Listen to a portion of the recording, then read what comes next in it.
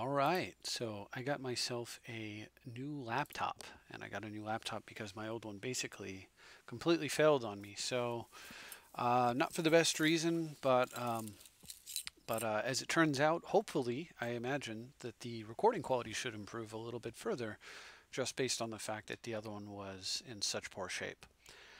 So meanwhile, I've been playing a lot of Breya when I've had time, and I've been playing in the 1v1 competitive leagues, trying to build up some cash. I was trying to get into actually old school Magic. And so I'm trying to build up some money for that. And also because I know that other viewers on the channel are interested in 1v1 and also may be interested in trying to generate some cash for themselves. And that's kind of the way to do it. So at any rate, I've got a deck for you and some results. So after a lot of tuning and a lot of experimentation, I've managed to play about 44 games, as you can see here, with an average win-loss ratio of, what is it, 34 wins, 10 losses. And considering that the bulk of those losses were in the beginning, the actual win ratio of the deck is higher than this. So I'm going to run through the deck list real quick, and I'm going to hit up some, and you can see the result of all that is a nice chunk of event tickets, play points, and treasure chest boosters that I've built up on, which is hopefully going to keep me in at least the ability to play for a while. Having said all of that, here's where the deck's now, and then we've got to talk a little bit about what's going to happen after the announced changes. So if you haven't seen it, they announced through Tumblr, I think it was, that Wizards of the Coast did, that they're going to change the ban list. It's a pretty heavy change. I do want to talk about it, but I'm going to save that for another video. For now, you've got a couple of days. That change happens on the 18th at some point. So you've got a little bit of time if you want to enjoy maybe getting some wins with this stack before the rotation, and then afterwards, hopefully, I think that this deck will still be viable, but it is going to be crippled by one part of that change, which I'll mention now. Winter Orb is going to be banned, and as you know, that's the bedrock. Like the reason that the shape of the deck points, all the cards lead to the one key card for Breya, and losing that is going to be very, very painful. Armageddon and Ravages are good, but they're not Winter Orb good because they're not Winter Orb convenient. Like Winter Orb is the card that you use when you're losing. You can come back from behind. It's the card that you use when you need to stall for time. It's the card that you use when the mono blue player has massive card advantage and at the end of the turn makes a play and you whir into Winter Orb so that suddenly all those counter spells in their hand are useless. Rather than you losing the game, you now have time to crawl your way back out of it. Armageddon Ravages or just don't do any of that. So what I expect as a result of all of the changes is that blue is going to be very ascendant after the rotation. But like I said, I'll talk about that in a video. The loss of Winter Orb, you have to decide for yourself whether or not that means you do not want to invest in Breya or you do. But it's certainly going to be different. So here's where the deck is now. I actually had Anguished Unmaking in this. So this slot is like kind of a flex slot. Detention Sphere, Anguished Unmaking. Anguished is better because you get two teachings for an instant that solves almost every problem. However, in a format filled with vampires, I think Detention Sphere might actually be better because you can just often come down and just clear out all of the tokens. And a lot of times that's the real problem. You exchange removal for the regular creatures, but they're left with tokens that are just, wrecking you. And so Detention Sphere is a possible solution that doesn't give up the ability to be a single target solution in other matches when you need it. Rather than a card like another Mass Sweeper would do. So this is kind of the current best card in slot because of vampires, because you need to kill massive amounts of tokens. And also you can force will with it, which is nice, and conveniently it makes a funny little thing where you've got actually one card of every color, but that's just silly. I kind of like it though. Anyway, having said all that, I did take Scroll Rack out of this version of the deck recently. I have cut it because I needed Baleful Strix quite a bit. It is very important to be able to whir into an instant Strix out of nowhere to kill things. It's also really good early on, and I had taken it out and I felt really bad about it. It's good against Tymna, for example, where you can play it, and then on the turn that they play Tymna, and if they don't have removal, you may actually buy yourself a turn, and then that turn can keep you in the game. Especially if you're going first and you get to play this before they get to play their Tymna. So there are some other changes. As for Told's back in the deck, because of the Armageddons. The Armageddons are very important because of the mono green decks and the other control decks as well. It's just they're generally strong, but with As for Told and land tax and all these other cards that combo very well with it. We've got additional mana. Flagstones is in, Darksteel Citadel's in, which combos with Breya, of course, Armageddon Ravages, and Mox Opal, which is all quite nice. It's actually a very good card. It's also a card you can fetch with Trinket Mage if you need more mana, and Mox Opal won't do. And it is a card you can fetch out with Tezzeret, and then proceed to multiple untap it if you need to. And you can go get 0 for Darksteel, 0 for Mox Opal, and so on and so forth, and Tezzeret can just start acting like a reusable Rampant Growth. Pithing Needle's in here. Pithing Needle. I don't know. I call it Pithing Needle to rhyme with tithing. But anyway, I think it's actually pronounced Pithing. But if you hear me say it wrong, that's just why I do it. But that's very important because of Teferi and the other mono blue commanders. It's also quite good against partners and randomly against things like, Planeswalkers and stuff like that. It's just a great card. I think now that it's in the deck that it should always be there. Much better than the Lightning Bolt that it replaced. The Bolt was good and it was flexible, but it wasn't. But a lot of times it's dead, where a Pithing Needle can be like the only card that can save you in certain situations, and that's pretty important. And because you can fetch it out with the Trinket Mage or a Whir, it's actually not too troublesome to get that card into play. And so it serves a lot of the cards in here serve the purpose of being tutor targets to make the few search cards that you have left have things that will make an impact in situations that you need them to affect. So the board. So that's what's going on there. For that reason, Anguished Unmaking would be better than Detention Sphere or Fire Covenant. So if you need an instant Wrath of God, you could fetch it with Muddle, or an instant Vindicate. Basically, you can fetch with, not Muddle, but Mystical Teachings. One of your last best tutors. However, like I already explained, I think we need Detention Sphere for Vamps. Plus, if you look at the color sorting, there's only 22 plus Strix is 23, 24 blue cards, and you've got Fire Ice hiding over here. So 25 blue cards, and I think that's all, yeah, it's all the blue cards. So it's actually helps to have extra blue cards that you can force a will with. Lastly, a very important card came in. I did take out the Fire Covenant AoE for the Sphere, but as a nod to the fact that vampires are still very threatening and that might not be enough, I brought Batterskull in. I've found this to actually be really good in a lot of situations, and now that it's in, I think it's probably going to stay, I would say, indefinitely, if not forever. The card's been performing fantastically well in almost every situation, partly because of Stoneforge's busted interaction with it. You can sometimes just Stoneforge against like a control deck, and now they have a real problem. If they can't kill Stoneforge right away, then you get to sneak a Batterskull out and just start forcing them to do something. They don't get to just sit there. It's also a pretty hefty threat that can kill Planeswalkers, so that's really nice as well. So all around, this deck's been great. And I'm going to run through the two sets of matches that were 5-0. So one of them, well, if I can find the other, which it's going to be a little bit tricky. So let me look at the wins situation, because, well, wins and losses. Because basically wherever there's a set of losses in here, it's not going to be, that's not the set of 5.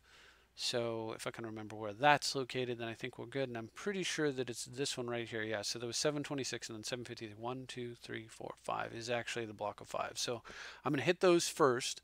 The deck was slightly different at the time, starting with this one. And then I'll run through the current version. There was, I think, there was like one card off in the current version that I'm running, but it never came up. So basically the deck is what you see. And again, things are going to change soon, so it's not that important. So I'm going to start with this Some Guy 753 match from the other day. And you can see all these games have been played 14 and 15, 16. So like just the last couple of days here. So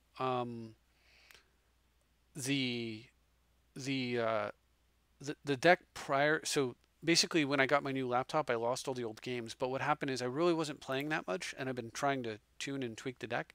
And so the prior deck, the prior deck uh, really wasn't, I don't know, an adequate representation of what this deck can do, simply because it wasn't tuned. And in the last 3 days or so, it's been tuned, and the results are much, much better. Like I was at 50% win rate before, or something just awful. All right, so playing against some guy, 604, playing Teferi here, and you can see like I was playing around with that 3 slot. It was wear and tear. In this particular game, it turns out to be important that it was wear and tear. And here's going to be yet another representation of a game in which Winter Orb plays a key role. And I really am, and you'll see like without Winter Orb, how do I stop the blue deck? I'm real concerned about it, honestly. Maybe the answer is just going to be to bulk up on counters to buy time to get an Armageddon down, but yeah, I'm not super convinced that that's going to be an effective strategy. So we'll see what happens. So he's playing the usual, just trying to prevent me from getting any kind of a board presence. I'm running out bait cards because, of course, this entire game's about me getting a Winter Orb into play, and Crucible will help me to do that by hitting land drops. I'll be able to play around counters a little bit. At the end of my turn, he goes for a Whir for 2, which could be a problem. It's a Sapphire Medallion, could be a big problem, but fortunately, this is a Wear and Tear and not a Detention Sphere. If it had been an Anguish Unmaking there, it would have also worked, so I don't know. We'll see. My opponent goes for Jace here. As it turns out, though, that 2-mana disruption effect was very important. I get to fire Jace in response with the effect on the stack. Then I split it up where he gets Ujin and a land, or 2 lands, or 1 land rather. He takes Ujin and a land, of course. I wanted to do that because I did not wish to, because I'm trying to get Winter Orb down. And I didn't want, I put Ujin with a land rather than going 2 lands in Ujin, because 2 lands would be 2 turns of him getting, climbing out from under the orb. And I'd rather have him just get the Ujin that he wants, plus only 1 land to start climbing out from under the orb, and just die with Ujin in his hand. That's exactly what happens. You can see, like, losing this card is just going to be so devastating. Like, how... I mean, the blue deck here is just all set to wins, right? It's just, I don't know. I'm very concerned about that, so we'll see what happens. But like I said, I'll definitely be talking about it more in the video I do dedicated to the changes. So, all right, that was some guy at 753. So we got 803 at Pure and Show. Pure and Show, and I'll tell you about how it went. Okay, so he's playing Kess, and he's going first. He looting, so I'm worried here that he's going to get like a reanimation thing, because I think a Kess reanimator deck actually might be where you want to be. Could be. I don't know. But at any rate, he does not discard anything good. He actually just mulliganed himself. So when I get to Inquisition him, it just gets much, much worse for him. He's left with just lands and gambles, so hopefully he discards, well, he discarded Verdant, so whatever he went and got is in his hand. So I know that he has a Flooded Strand and 1 card that he wanted and 1 unknown. And right on time I find a Force of Will, so I can actually get a little aggressive here and not worry as much. And I don't know what I got here exactly. I may have gone for Sword. Oh, okay, I went for Clamp because of the Snapcaster. So the plan is, see, I'm having a little bit of problems with color. I can't get Batterskull and sneak it into play, so I go for Clamp because what I want to do is play a land, use Cavern of Souls to play Snapcaster, and then Inquisition him again, hopefully getting whatever it was he fetched out of his hand before he can bring it to bear. And then I get to play the Clamp and equip the Snapcaster and draw 2 cards, make up for the Force of Will, and dig for the rest of the mana I need so I can Ravages. So that's kind of where the thinking was on that. So it's a little bit odd to get a Clamp there, but all right. So I know of I do not know what else is in his hand. So he just flashes back Faithless Looting, throws away a Time Walk and a land, which I'm really happy to see, of course, because I'm holding Ravages of War. And I guess my system's having a tough time with this replay, or Magic Online is. Something is. But we're going to wrap up that turn, hopefully, at some point. Not sure why it's going so slow. I'm going to try to advance it and see if maybe that helps. Okay, so yeah, so I get a little bit of, I get some artifact mana, and I decided I'd rather, instead of doing the Snapcaster play, I'll do the artifact mana and sit on Remand with Force of Will backup play. So that ends up being where I go with that. This feels really good because this is the turn when I assume he's going to play Kess. Well, instead he plays Painful Truths, so I'm going to Remand that just to buy some time. And because I can potentially Snapcaster and Inquisition it right away. And then, and that will take me off Force of Will, but it allows me to, I may be able to clamp my way back into Force of Will, or I could just draw a blue card naturally. So let's see if we can skip ahead and see what happened. This is so, oh wow, a Spell Snare is really good timing there. I'm probably going to play the Ravages or the Command Tower here, even though I am holding Ravages. And the reason is that, I am planning to make this play here. Yeah, so he's got an evasive action and a Dak Faden, so I can't take the Painful Truce. I have to take the Dak Faden because Dak Faden is completely lethal if it gets on the board. I just lose. If he draws some extra cards, it's bad, and I'm willing to Force a Will over it perhaps. But of course, if he draws a land, I won't, because I know that he'll be able to evasive action. But I know the actions in his hand. I can work around that, and then but Dak Faden, if it hits and he starts stealing my stuff, yeah, it's just game over. So I decide I'm going to take that and not risk it. All right, I'm going to try to skip ahead. So if it gets real jumpy, it's because Magic Online's just not cooperating with the replay. All right, so he goes for Painful Truce, and I decide to force it, and the force sticks. So at this point, he actually played a land there also, which was amazing for me because it was a come and play tap land. He didn't have mana to evasive action, and I'm planning to Ravages anyway. So that was just like I couldn't have asked for a better sequence of events on that particular case.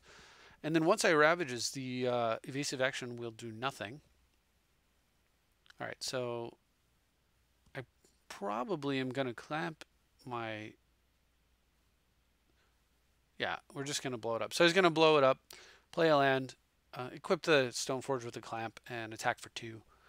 And at that point, though, with no cards in hand and having his lands is totally blown out and an evasive action that I can work around, my opponent gives up. Sure enough, he gives up. All right, so the next opponent was Resident Evil 0324. And he was playing, well, we'll see. Hopefully it's not as jagged, the gameplay, but we'll find out. Doretti Scrap Savant.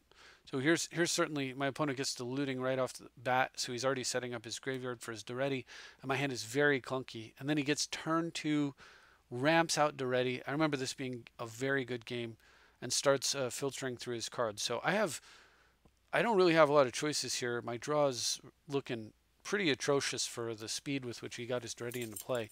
But I do get to cheat out a Dark Confidant that might be able to start attacking Doretti if it lives. Hopefully he doesn't have an artifact here. Well, he does. And he uses it playing Snaring Bridge. And rather than sack the bridge to go get Solemn into play, which would block Compass and fix his mana, he just leaves the bridge. So I decide I'm going to waste him. And if he's going to leave the bridge, well, there's nothing I can do about it anyway. But, oh yeah, I had evasive action for a little while in here. It's ended up getting cut because I realized evasive action Armageddon's not really a great combo. All right, so I'm throwing away like artifacts and counters that, yeah, that Stoic Rebuttal would have been the 3-drop that we're using now as a sphere, so I still wouldn't have been able to play it. But here, I guess evasive action was useful. I could have played any number of counters at that point. All right, so yeah, so my opponent's totally missing, and I'm hoping he continues to miss the fact that he probably needs to exchange his Ensnaring Bridge for his Solemn so that he can block. Instead, he just keeps trying to make plays, and that's exactly what I need. So I'm just digging for something that I can do. And now I'm going to start, and look at that Pithing Needle. So I'm going to start setting myself up to continue to attack his mana, disrupt his Doretti, and actually disrupt his ability to draw. If I can just keep, I just need to keep artifacts off the table. So with the days in hand, I felt safe tapping out. I don't want to waste a Force Wheel if I don't have to. But since I figured he was going to make a 2-drop, that worked out nicely. And for some reason, he threw away Jeweled Amulet, which would have given him something he could sack to his Daretti. So my opponent was definitely making mistakes here. Anyway, I get to Pithing Needle his commander, and now at this point, it's just a matter of continuing to suppress his mana. I am taking tons of damage, so I do sack an Ancient Tomb. I'm going to Force a Will to protect a Jace here and kill a Gemstone Caverns. I am going to be attacking his commander here regardless, because if he gets rid of the needle, I don't want his commander on board. And when it costs 6 mana, then I can deal with it. I'm also concerned about Dark Confidant, but I'm kind of using Jace to set up the top of my library. You can see there were a lot of test cards in this particular version. Skeletal Scrying, and you can also see why it's not in the deck anymore. It's just not reliable enough. Anyway, imagine if it was, something more useful. Obviously, I threw it away there. Scroll Rack should be the flyer. It's not that good. Opponent gets a Chalice there, but it's too late at this point. He's waited way, way too long with his Daretti. It's no longer useful to him. Obviously, I'm going to try to get that better scroll down, so I just want to swing and be done. Discard a little bit. I use Jace to put a basic land back into my deck, so when my opponent kills my land, works out quite nicely for me. At least I thought I had done so. Okay, well, I guess not.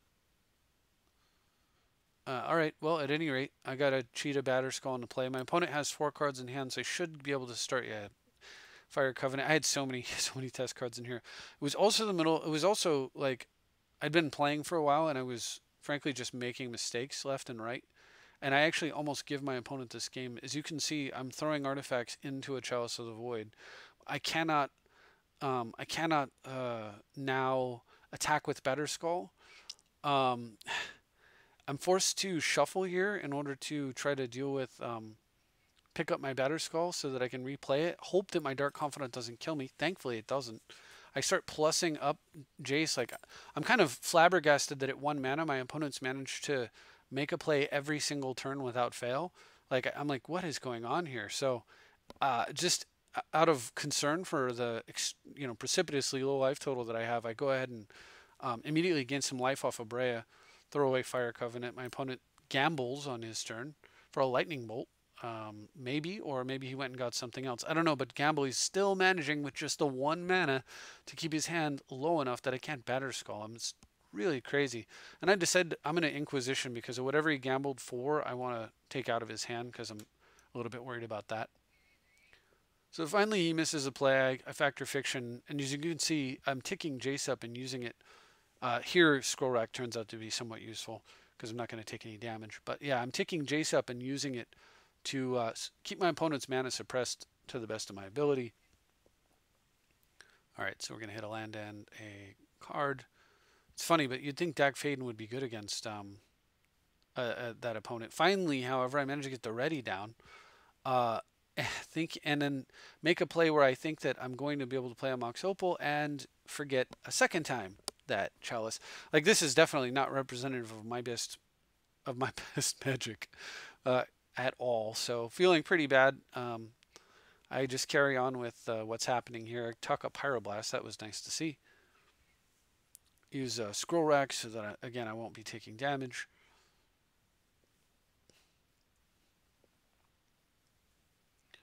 And now, of course, his guy is gone, so I've got him down to just 1 card in hand, and I don't have to worry about it because the Ensnaring Bridge is gone. And then after attacking, I realize I was dirtling because I have lethal. So that's fine. I duress first just to be safe. Also, I got the swords in my hand, so if he had something crazy like I don't know, Fire Blast? I'm not sure exactly. I guess Fire Blast Cut Shot wouldn't have killed me, but it's possibly could have had something. For example, I could have, when I duressed him, he could have Fire Blasted me, and if he had a, I guess I could have died if he had a, I forgot what it's called, but it's 2 mana, and if your opponent makes you discard it, it deals 4 damage. It's from Alliances, so yeah, I suppose there was a way that he still could have won from that absurd position, but all in all, I'll say that was a fairly frustrating game actually, and I was kind of, in hindsight, really impressed with my opponent's ability to make it a game considering how far behind he was. So yet another reason why you should never get too cocky after all.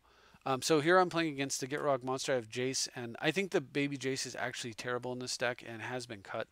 Um, it just doesn't. The problem with it is like, look at right now, it's not going to do anything. And then even if it were to do something, even if I could flip it in one single flip, what would I be recurring? It's just not like the card's really slow, and also the format's filled with creature removal, so just not super happy with it. Anyway, got a really nice top deck there with the Mox, which allows me to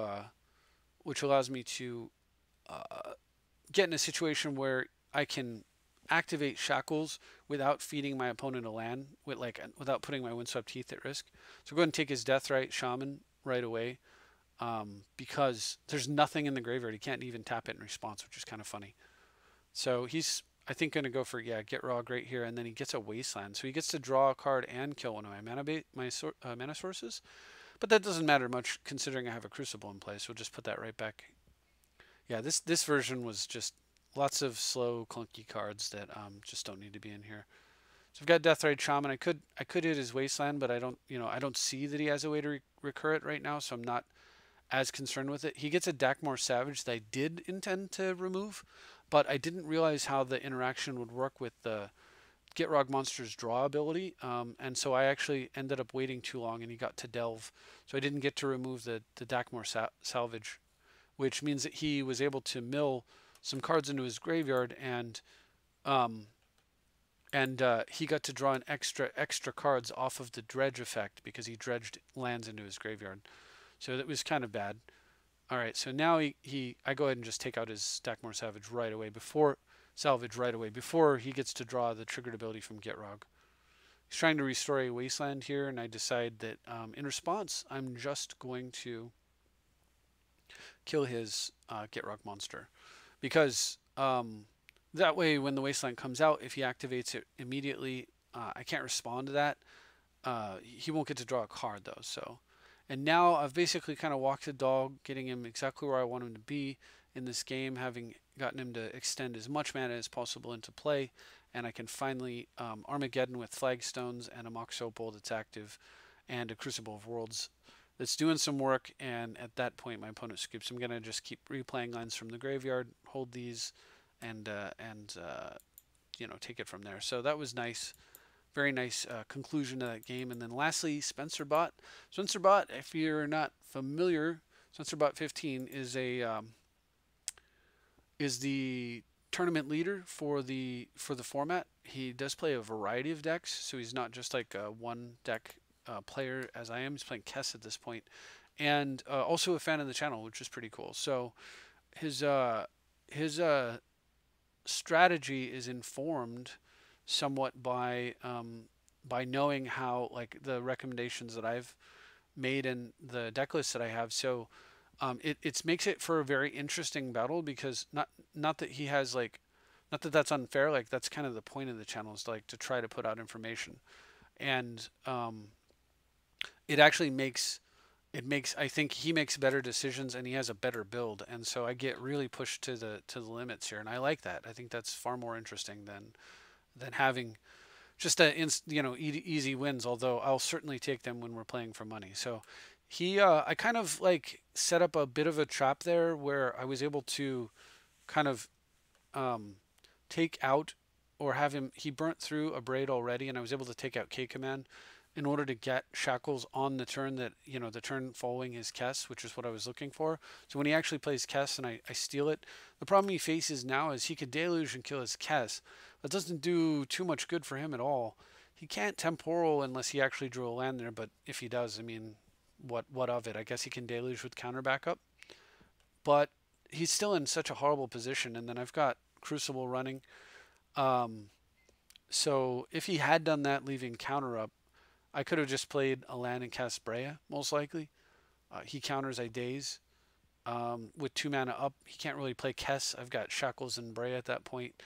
It's looking pretty bad for him. So, I mean, knowing that, he scoops, and I get my first 5-0, which is cool. So, fast forward to today, which was that was a couple of days ago. So today, I played one set, 1, 2, 3, 4, 5, in which I went 3-2. I made some tweaks, and now I get to play the second set in which I went 5-0, and you can see what the how the deck performs with all the modifications. So, game 1 is against Geist of Saint Traft, and actually game 2 is because the way the pairings have been working lately. There aren't a lot of players playing this. You do tend to get a certain amount of inbred gaming going on, but can't be helped, and it's fine. Maybe with some of the changes, who knows? We'll see. So I get an excellent start. I get a lead off with an Ancestral. My opponent gets a very strong start as well, which he gets to Stoneforge into a Jitte. And I can run out enough mana to hard cast Batterskull next turn here. So I'm kind of okay with him casting Geist, because even with the days, I still have enough mana to cast Batterskull, and I'm ticking the Ancestral. I thought about Wastelanding and playing Breya here, but I decided Skull was better simply because it is an aggressive deck, and I can always make that follow-up play. Now, it might have been better to waste him there and go Breya, only because if he didn't play a land, he might not have had a second blue for a counterspell here. But as it turns out, his counter was a single blue counter anyway. So the Wasteland will be useful. As you can see, I'm going to take out a land. He's going to float some mana, but then I get to move into the attack step if I want to.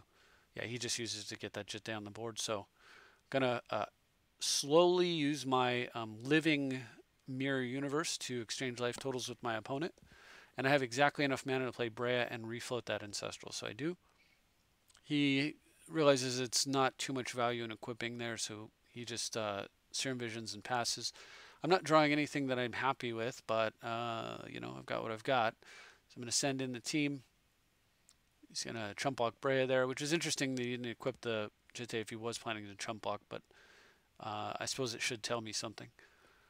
Turns out he's cycling Remote Island. Because he's cycling a land here, and I don't really have a lot going on, I decided that I'm going to go ahead and kill my Dust Bowl and stall him out, because maybe he made the mistake of cycling a land and then lost another land, and then he was in trouble. Turns out I'm the one who makes a mistake. He plays Parallax Wave, and I'm not quick enough to tell Breya that I want her to go to exile, not the command zone, because now Breya is not under the Parallax Wave where she should be. So he basically got to kill my tokens, my Breya, and whatever else he wants to kill with that wave. Very, very bad and very painful turn of events there, because in 2 turns I'd be getting a Breya, which would have been tremendous. He got to kill the Batterskull token, the Germ.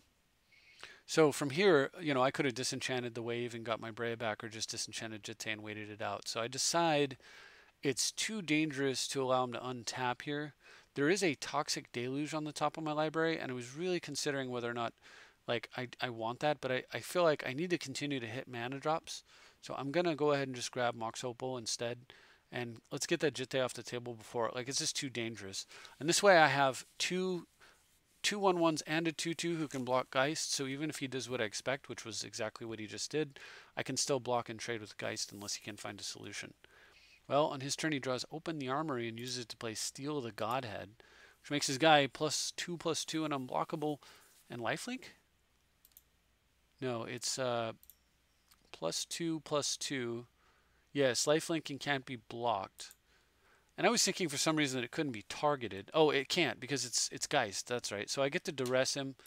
The Ancestral fires off, so I know that he's got Jitte and Steel. So he's got Irrigated Farmland and a Spell Queller. So I go ahead and take the counterspell out of his hand, play myself a removal spell for his enchantment, and pass the turn with a Snapcaster up. I used a disenchant, basically Snapcaster disenchant. So despite the fact that I'm actually ahead on mana, I'm behind on lands, so Tithe is very, very nice there. I go ahead and just equip Batterskull and Trinket, and I'm just going to start smashing for 6. Basically build your own, what is that, worm? The Coiling Worm or something? The 6/6 lifelink? Anyway, so we're smashing in there, doing good things. I know he's holding the, so I think he ends up cycling the Irrigated Farmland. So I know he's holding Spell Queller and one unknown, and his time is running out. He does get a Parallax Tide, which should have hurt my mana base, but as you can see, it really didn't do tremendous lot because my lands are just not my primary source of mana in this particular game. So I get to send in for a full measure of damage, realizing that if he exchanges here and then replays Geist as his only play next turn, he just loses. So that's fine with me. So I'm going to send it. And I find a Nihiri, Forbid Merchant Scrolls. So if he wants to tide my land, that's fine with me because, I mean, that's why I put it out. But I'm just going to sit on this Forbid here and try to, like, it's going to be extremely hard for my opponent to try to win a game. He's got to have a spell that matters. He's got to get the spell queller down, you know, through the Forbid, and then whatever he does, I can potentially Nihiri or Merchant Scroll like finds a solution. So a little bit of patience there pays off, and just a big batter skull basically batters his skull. So good deal. So it turns out after some wait, I end up facing him a second time, and this game I believe is much closer. So yeah, you can see I have Anguish Unmaking in this version instead of the enchantment, but that's pretty much the only difference I think between the version I showed you and the version I have now. And again, in a couple of days, adjustments will need to be made, so it won't matter. Land tax always good start, but it leaves the board. However, I'm not sure I agree with his play there. If he's not going to follow up with something, well, as it turns out, he is going to follow up with something, and it's very, very painful. So I am going to use land tax every turn. I'm going to miss a lot. And suddenly what looked like a really good hand to start off is very, very weak, and I'm under a ton of pressure because that is a Geist after all. And I actually have no, like, what the heck am I going to do here?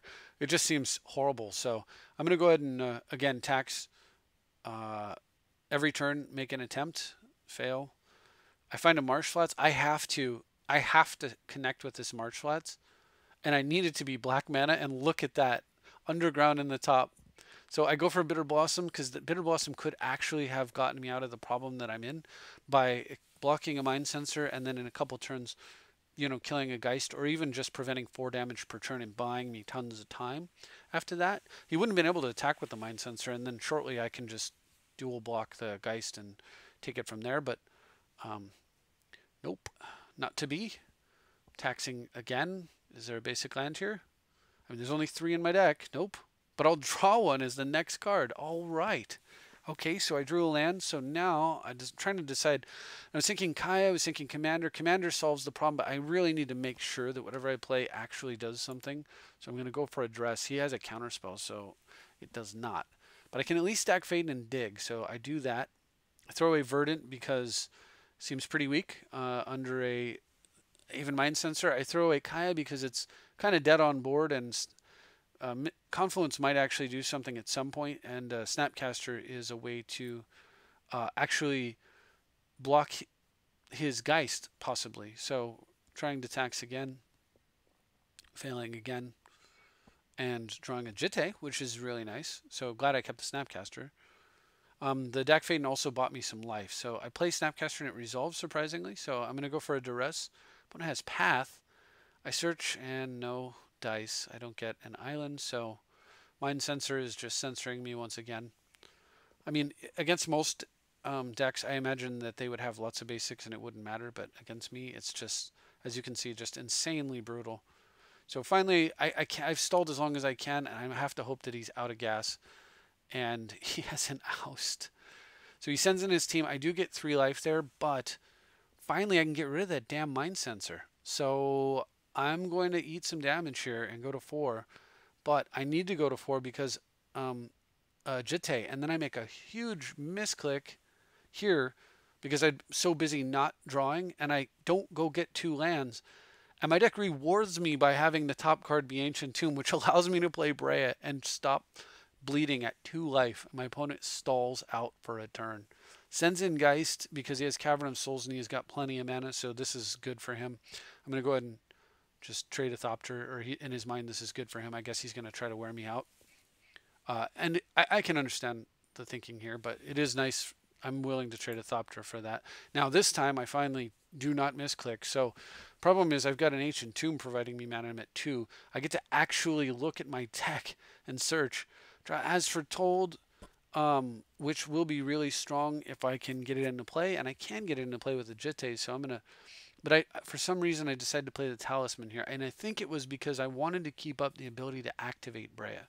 So my opponent sends in. I was expecting that. I chump there, and I gain 2 life. I had to spend 2 last turn on the Ancient Tomb. I'm representing a counter, but I'm also sitting on the ability to gain 5 life if I absolutely need to.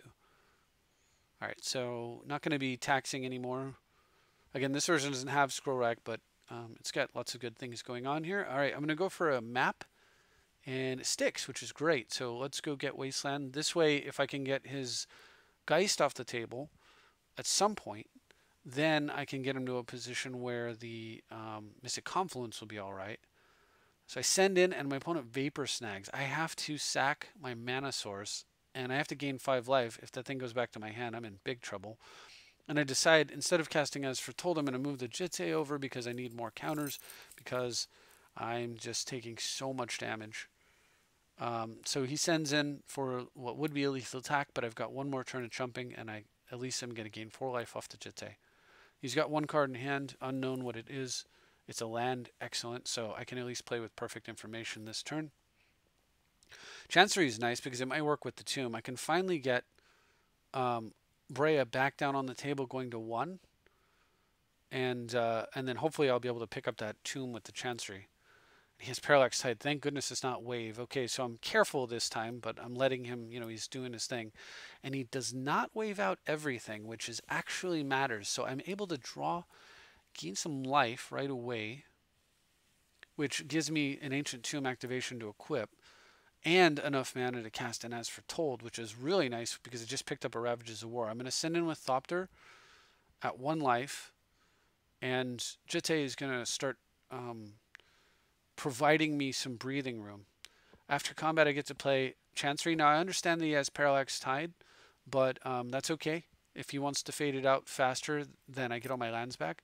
More importantly, look at what I'm holding. Ravages of War, right? So I'm trying to work around this, kind of work it so that the timing all works out perfectly. So we're going to see what happens. And I draw Darksteel Citadel. Pump the Fist, because not only is that an artifact, that's half of 5 life for Breya, but it's also immune to Ravages of War, so that can make a difference. Opponent's got 1 card in hand, so I'm still concerned. As Foretold, ticking up is very, very nice, but we're not there yet. Confluence is pretty good, but my opponent's got tons of mana in place, so I don't know that Confluence will necessarily have an impact on this game. So because I want to Ravages very badly, I'm going to try to draw 3, and if my opponent has a counter, surely he's going to counter a draw 3. And he does.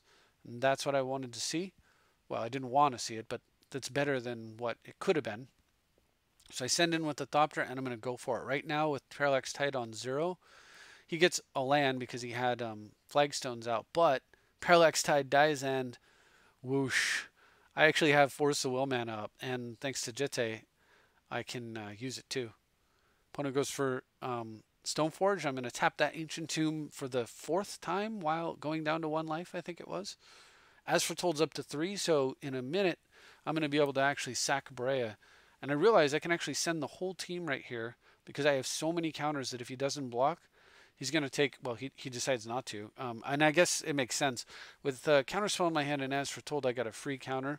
I also could have, if I chose, sack Breya, and then recast it for on the next turn for only 2 mana. And then lastly, by him not blocking, 13 and 4 is 17 and 1 is 18.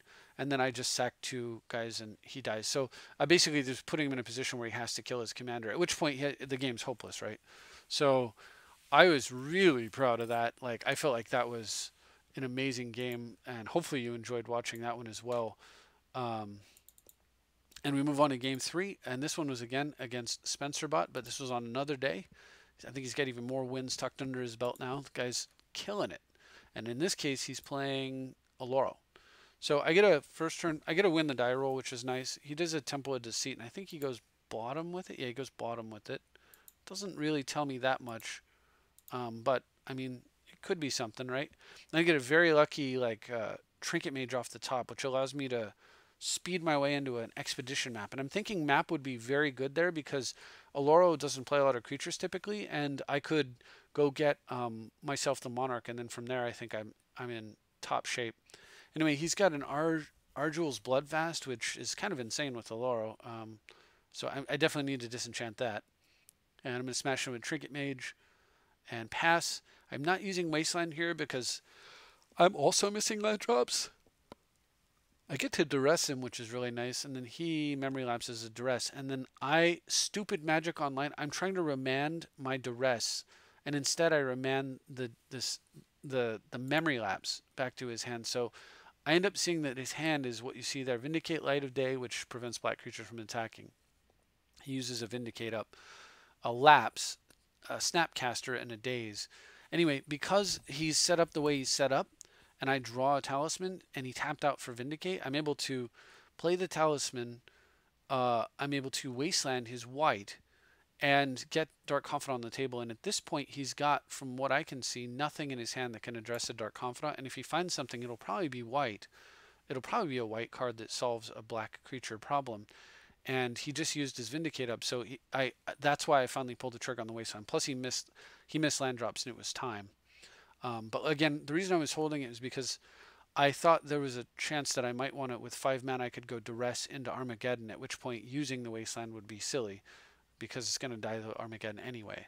So I was kind of like on the fence about how I wanted to take advantage of it. But once I was able to stick the Confidant, that changed everything. And at that point, he scoops knowing that there's no coming back. He's way behind on mana, and now he's going to be way behind on cards, and that was the only thing that might have got him in the game. So good game there. Tough one. All right, so playing against Gazurman, tougher than it should have been just because that mistake I made at any rate.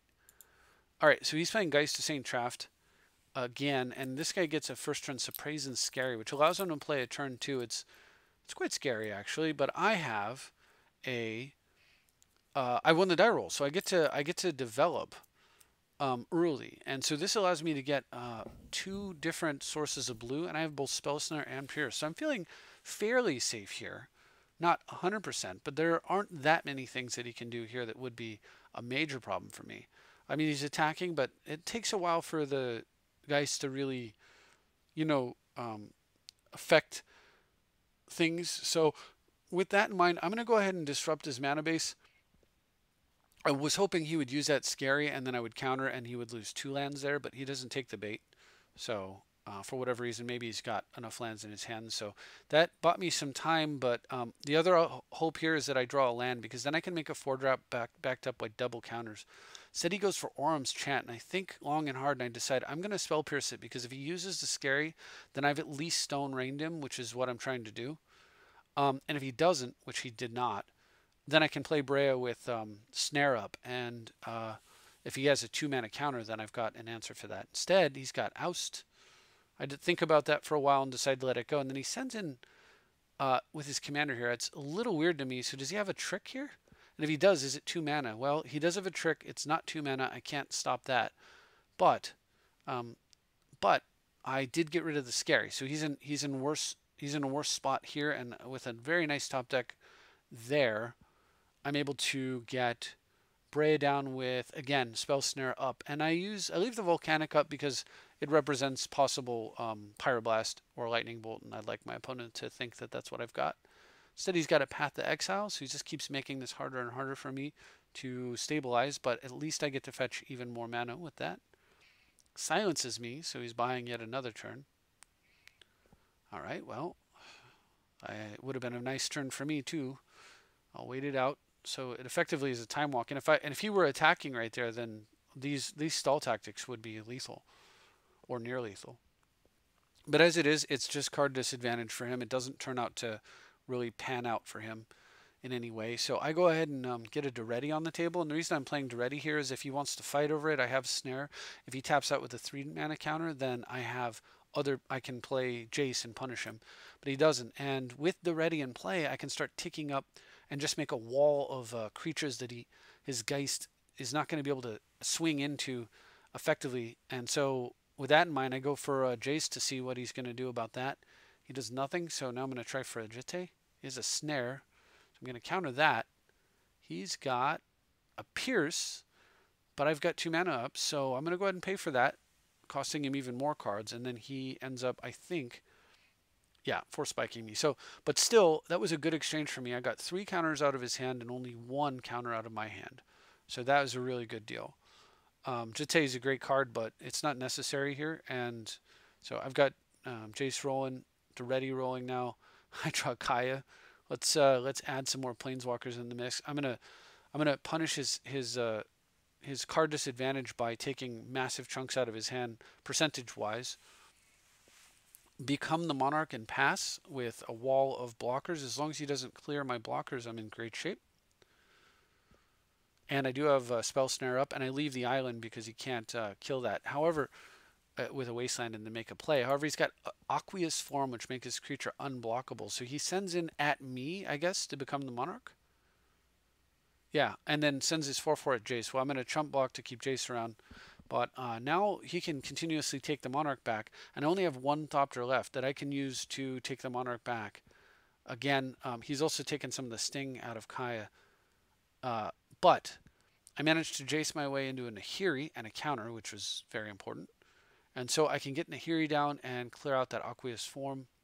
He goes for a Chain of Vapor. This guy's got, like, I mean, with just no mana and no cards, he's fighting every single turn tooth and nail to get a win, which is awesome. Again, another opponent doing that.